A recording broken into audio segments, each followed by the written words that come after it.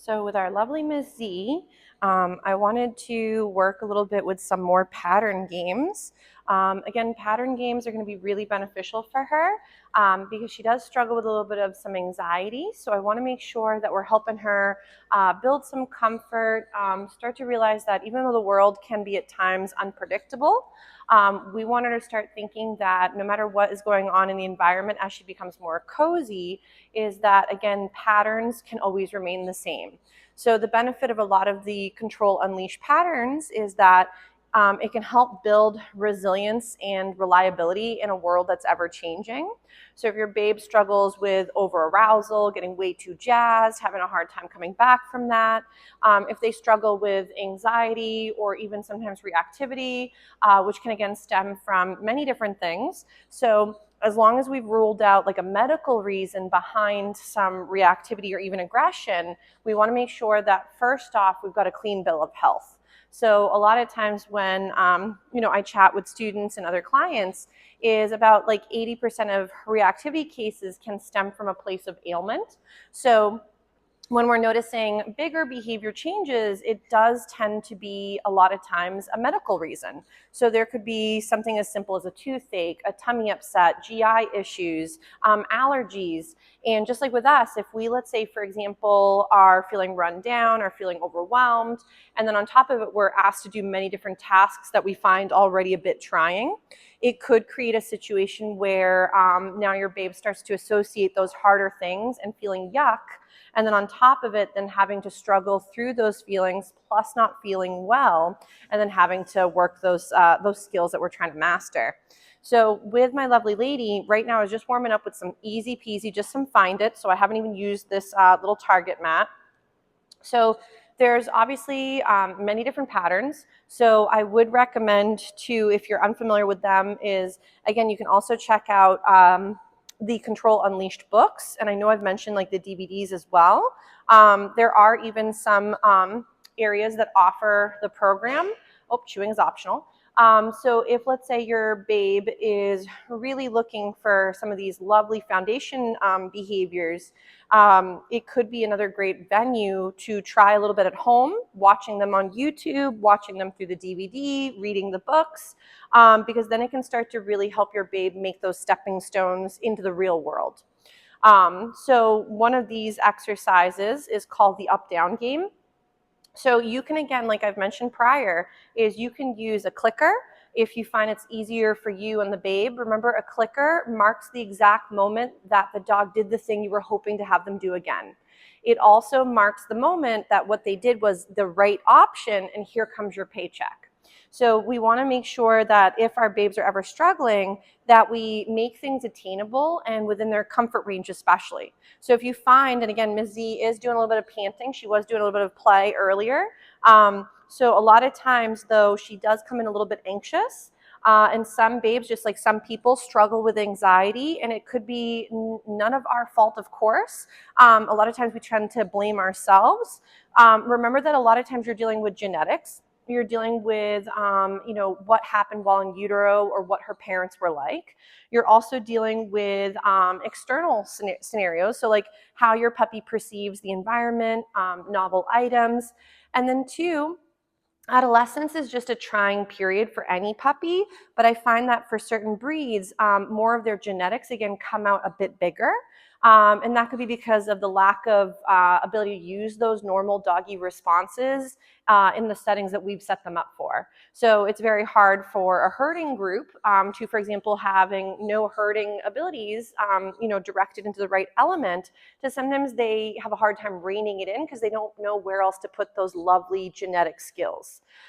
This doesn't mean you have to go out and buy a flock of sheep, but it would be one of those things where we want to offer dog-centric outlets that give our dogs a way to get that energy out constructively versus it turning into excessive anxiety, frustration, boredom, and then, of course, bigger dog problems, which tend to be the result of the dog not having sometimes those outlets. So obviously for dogs, digging, chasing, biting, grabbing, all these normal behaviors are typical for them, but sometimes typically problematic for us, depending on how we set them up in our human world, in our society. So I'll see if Ms. Z, she's right now a little distracted by some nice smells on the wall. So with this pattern game, so you could do this, I just have these flat little targets that used to be for chairs, and I cut off the strings.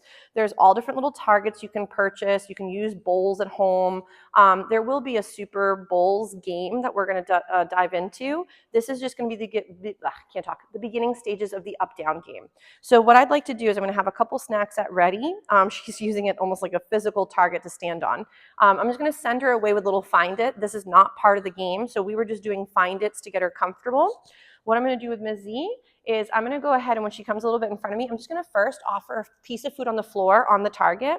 When Ms. Z looks up at me, I'm going to go yes, and then feed the floor again where the target is. So right now, the target in front of me, yes. It just helps me have a visual for me and for her, where then when she checks, oh, sorry, there was a piece that fell on her head. She says, don't worry, she likes the extras. So yes. The reason this one is called up down is we're looking for her when she gives us eyeballs, yes.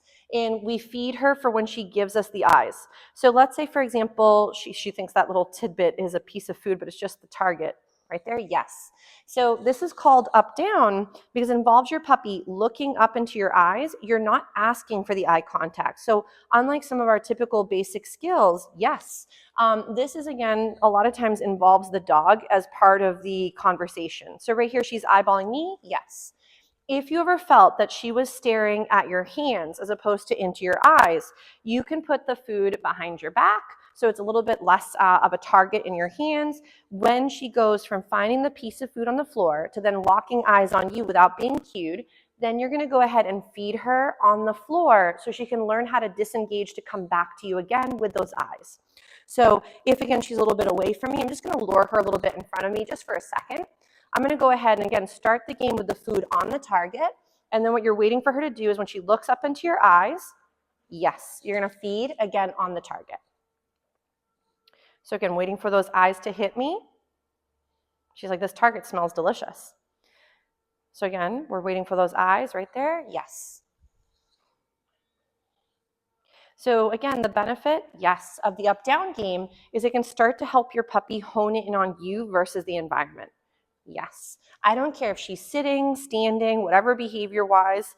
So in the beginning, yes, nice job, can work this a little bit standing. You can also apply this to, so again, we'll be all done. I'm just going to send her away for a little something. So when you're practicing this game, you can also do this in a lying down position. Like if, let's say, she's working on a bed, having a target for relaxation and for trying to help her calm. Remember some of the pattern games, there is some wonderful mat work, that comes along with it, and I highly recommend checking them out. And right now I'm just going back into simple find its just to get her up and wiggling. Because if, let's say, we're finding that she doesn't quite know how to take a break, the benefit of doing it, of course, first in the home is then you can start to, again, nice, yes, is you can start to implement this skill in other venues. So you might, and I'm just going to do some simple find its just to get up and take a little break. So you could be doing this in your living room. You could then move it to the kitchen. You could then move it to the bedroom. And then you could also do this, like, let's say, on your patio or your back deck. You could then bring it to your yard.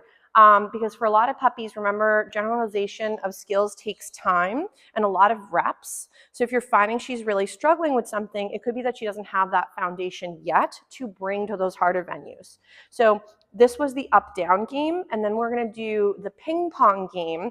And in the beginning, it's going to start much softer and build up to harder, if that makes sense, but not in a hard way, in a negative sense. So I'm going to grab 2 more targets. So again, this middle target is now going to be more my middle target, so I can sort of realize where I am in relation to the puppy. I also want to have these targets be rather close. So the distance between her giving the eye contact here in the middle to then going back and forth from left to right will help her reorient back to me and not have it be too big of a step. So what I'm going to do to start her off is I'm going to go ahead and I'm going to plop a little piece of food here. And then when she gives me eye contact, yes.